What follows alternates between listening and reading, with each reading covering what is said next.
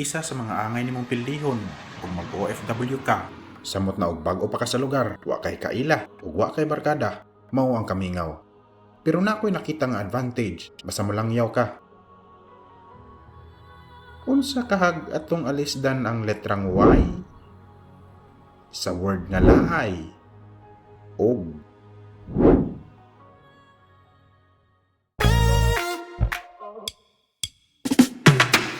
nature na sa tao nga laayan samot na kung wa kayo kay kauban o higala. Mao bitawng naipanultihon nga no man is an island.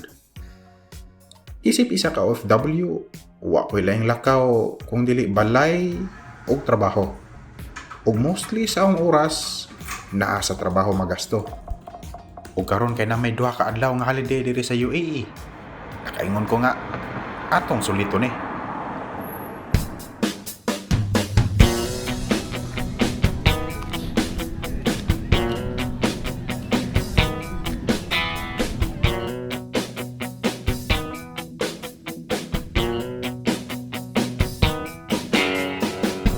Adlawng Domingo nang lakaw mi uban sa pamilya. Ang nasabutan, dagat.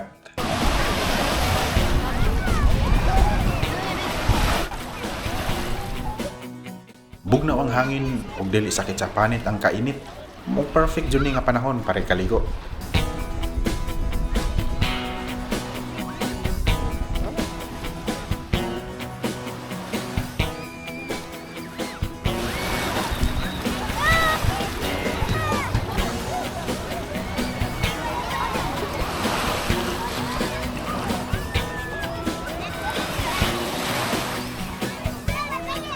Tuod man, wala dama ang oras, hapon na. Nakadesisyon mi nga manguli na. So, manamigligo.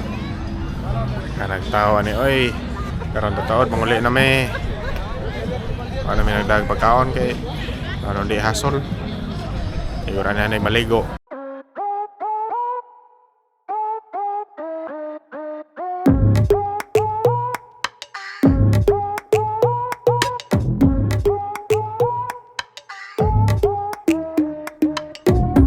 Sa sunod nga adlaw Lunes, nakasinabot mi nga moadto sa lugar nga wa pa namo maadtuan. Isa sa mga tourist spot diri sa Dubai. Makuha pag ticket daan. Dili na. So,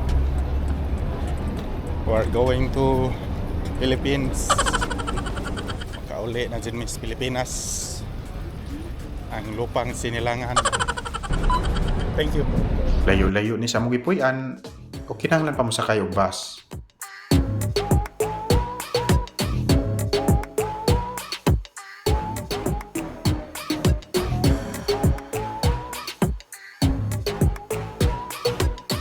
Still need to tap, sir?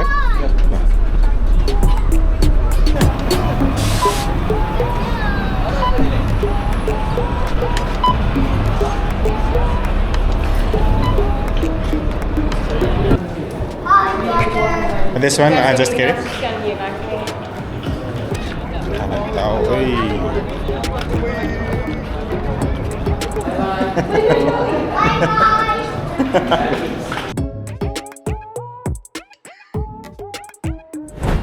Masuway ko pangutan na ring ay murag sakyanan. Try na nga masakay mi. Excuse me, sir. I just like to ask how much is the for passengers? 52 dirham. How much? How many minutes for that one? Yeah, for the ride. 10 minutes. Okay. Thank you so much, sir.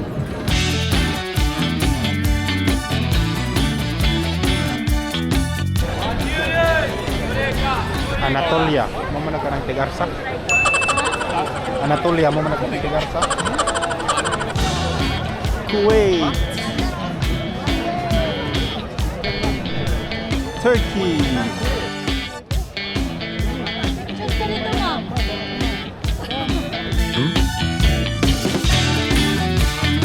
Sa pag-abot na namo sa lugar gawas nga nindot, dako, Aning lugar ay.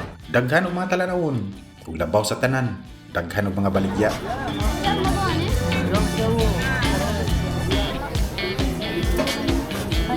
Tempura with rice, chicken with the rice, dapat.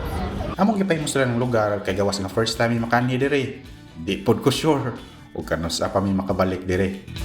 Kaon dire, kaon dito. Gasto dire, Magkano po ba? gasto dito. Sige ra, kay kuno. Panagsara. 40 dirhams po. Wara damha sa kapaspas sa oras ang among lakaw, nahuman ra.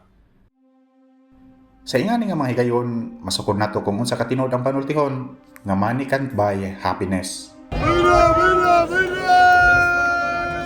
O sa Bisaya pa, dili mapalit sa kwarta ang kalipay. Para nako tinuod ang kalipay dili mapalit sa kwarta.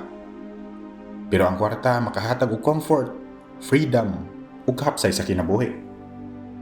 Makapalit siya og pagkaon, property, tambal para sa kapiskay sa panglawas, o panahon para makapahulay. Ang mas tinuod pag yun ani, dili mapalit ang kalipay sa kwarta, pero ang kawadon nini, kasagaran, mao'y makawala sa kalipay. Kung nakaigo nga kwarta, mas dali ka makahimo sa mga butang nga tinuod nimong ganahan, o makahatag nimong tinuod nga kalinaw. Ang klaro nga example ani, maong kinabuhi sa usa ka OFW nga nilakaw sa balay, gibiyaan ang pamilya para makahimog nindot nga kaugmaon. Nagtrabaho ta sa layo, samtang ang mga tao nga atong gipangga nagpadayon sa ilang kinabuhi nga wala ta. Di nila makita ang atong kapoy nga mga mata human sa trabaho. Di nila madungog ang kahilom sa atong kwarto kung bation ta sa kamingaw. Ug di nila mabati ang kabugat sa atong paminaw kung wala ta sa mga birthday o importanteng mga higayon. Ang kalipay dili mapalit, pero kadaghana nato mugasto og pila pa ka mga tuig para lang makahimog chance nga mabati ni. Ang tinuod nga kalipay, magsugod na sa pag-amping sa atong kawalingon, gugma sa atong pamilya, ug tinuod nga purpose sa kinabuhi.